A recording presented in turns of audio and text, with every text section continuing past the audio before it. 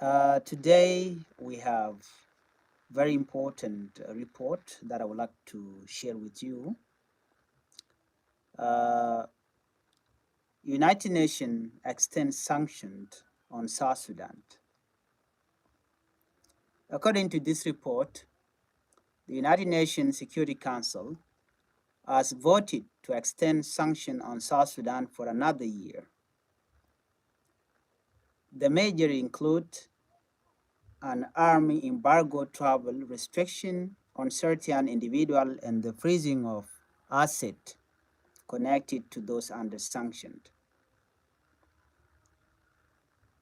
The resolution received enough support to pass, although several countries choose not to vote either for or against it. The decision means that the sanction will remain in place while the international community continue to monitor development in South Sudan. Well, following the vote, representatives of the United States expressed disappointment over what they describe as a slow progress in implementing the country's peace agreement. U.S. officials argue that political leaders have not done enough to move the peace process forward and address long-standing challenges facing the nation. According to this report, the United States called on South Sudan's leader to return to meaningful dialogue, reducing political tension, and work together to prevent further instability in the country. American officials also urged the government to focus on national unity, peace, and the welfare of citizens. The peace agreement signed in 2018 was intended to end years of conflict and bring stability to the country. However, several key parts of the agreement remain unfinished. These include security reform, constitutional development, and preparation for future elections. Many observers believe that without progress on these important issues, it will be difficult for South Sudan to achieve lasting peace and stability. The sanctions were first introduced more than a decade ago during a period of conflict and instability. Since then, debates have continued about whether the restrictions should remain in place or be lifted.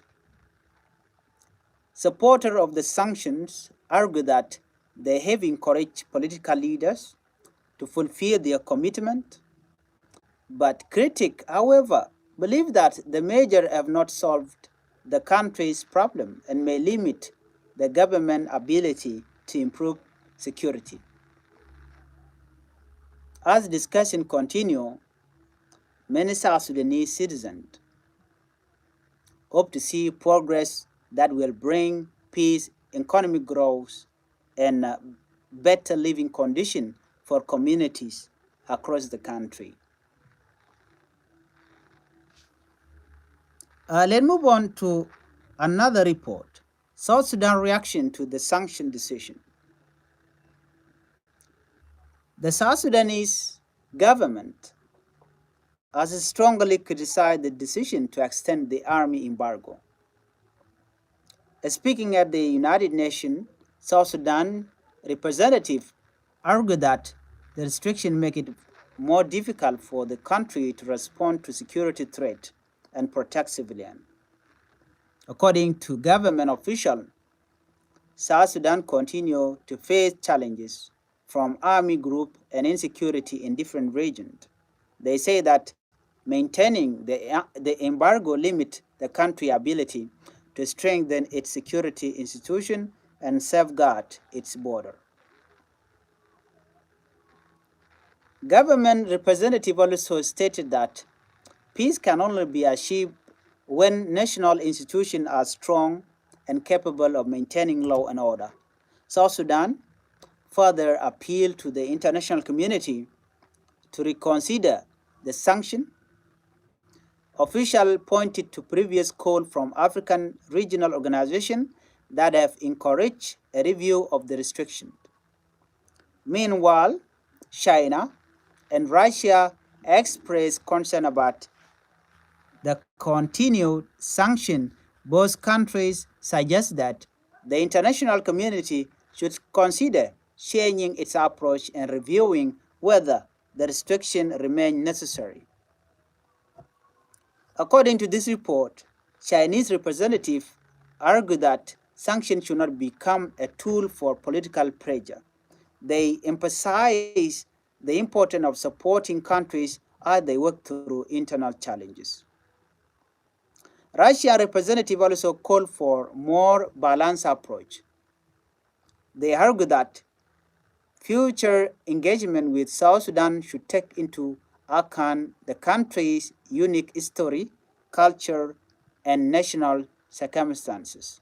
Despite this concern, the Security Council approved the extension, meaning the sanction will remain active for another year.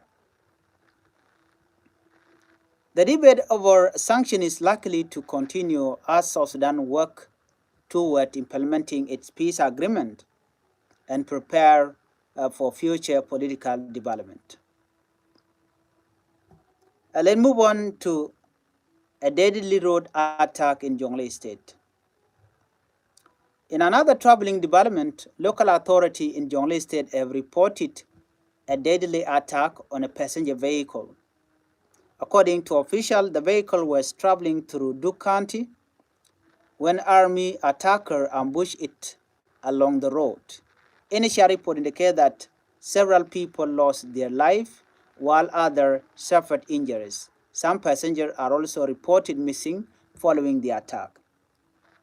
Local leaders say medical treatment is being provided to those who survived the incident. Authorities continue to search for missing individuals and gather information about what happened. Different officials have reported slightly different casualty figures. But all agree that the attack caused significant loss of life and suffering for innocent civilians. There are also reports that several children may have been taken during the incident, raising additional concern among local communities. Authorities in Jonglei State have blamed army use from neighboring areas for the attack. However, officials from the neighboring administration have stated that they are not aware of any involvement by the communities. Because according to the Jonglei authorities, or according to the commissioner of Duke County, they say 3 people were dead and 7 others were injured.